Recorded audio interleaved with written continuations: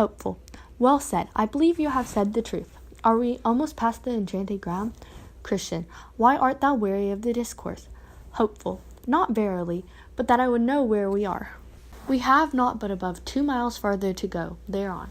Now I saw in my dream that by this time the pilgrims were got over the enchanted ground, and entering into the country of Beulah, whose air was very sweet and pleasant, the way of lying directly through it. They solaced themselves there for a reason. Here they had heard continually the singing of birds, and saw every day the flowers appear on the earth, and heard the beautiful voice of the turtle on the land. In this country the sun shineth night and day, wherefore this was beyond the valley of the shadow of death, and also out of the reach of the giant of despair. Neither could they from this place so much as see the doubting castle. Here they were within the sight of the city they were going to.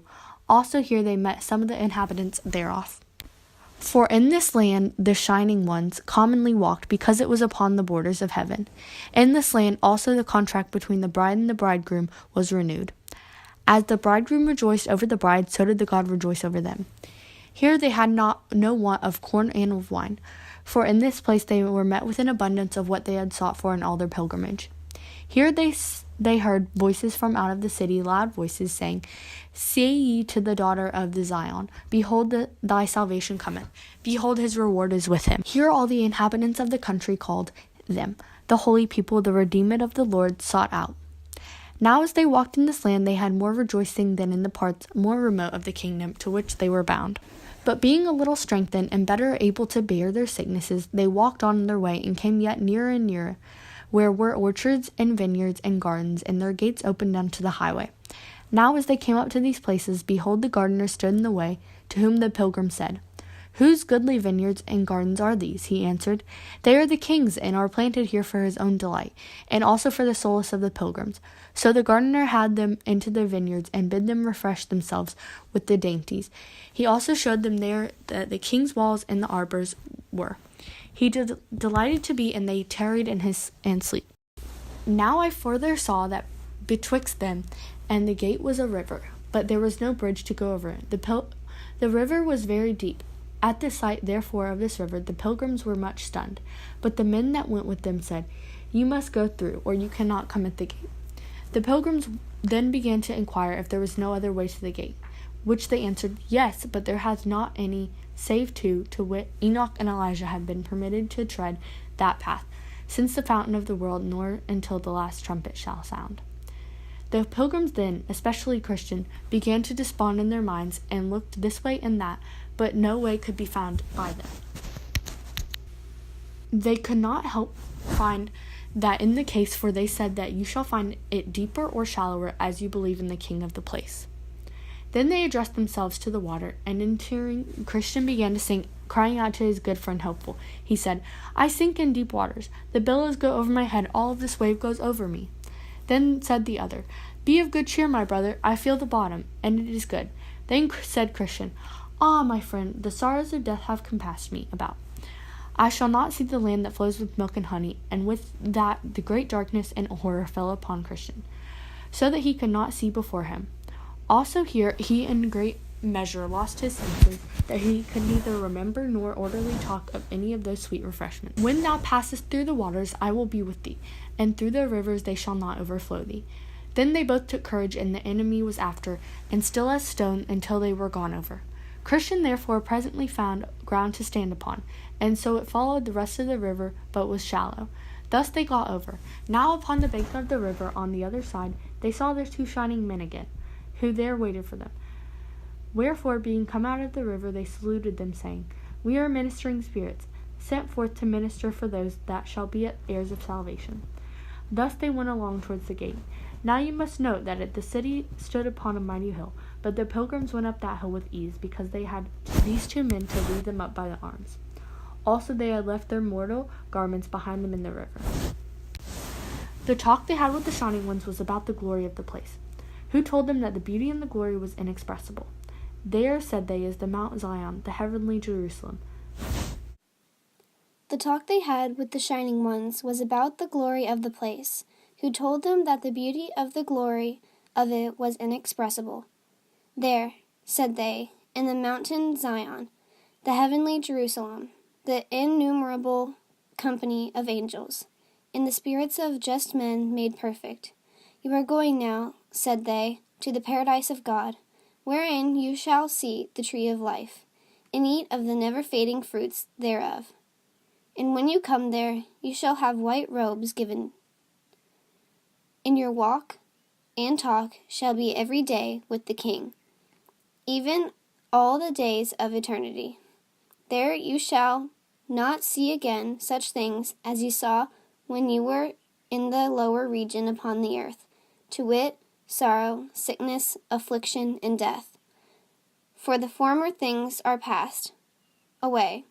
You are now going to Abraham, to Isaac, and Jacob, and to the prophets, men that God hath taken away from the evil to come, and that they are resting upon their beds, each one walking in his righteousness.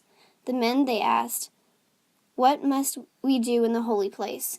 To whom it was answered, You must receive the comforts of all your toil, and have joy for all your sorrows. You must reap what you have sown, even the fruit of all your prayers and tears and sufferings, for the King by the way. In that place you must wear crowns of gold, and enjoy the perpetual sight and vision of the Holy One. For there you shall see him as he is. There also you shall serve him continually with praise, with shouting and thanksgiving, whom you desired to serve in the world, though with much difficulty, because of the infirmity of your flesh. There your eyes shall be delighted with seeing, and your ears with hearing the pleasant voice of the Mighty One. There you shall enjoy your friends again, that are gone thither before you. And there you shall with joy receive, even every one that follows into the holy place after you. There also shall you be clothed with glory and majesty.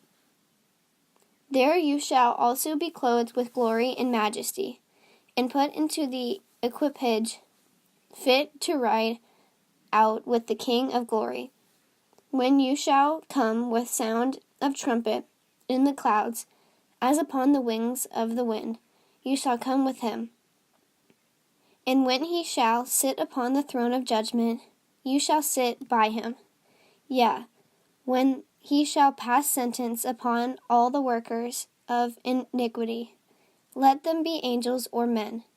You also have a voice in that judgment, because they were his and your enemy.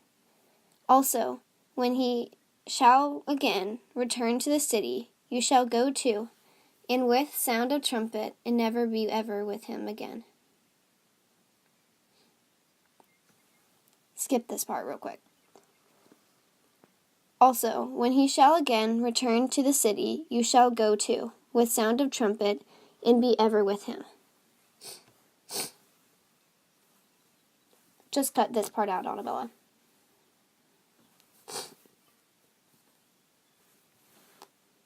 Now, while they were thus drawing towards the gate, behold, a company of the heavenly host came out to meet them, to whom it was said by the other two shining ones, These are the men they have loved our Lord when they were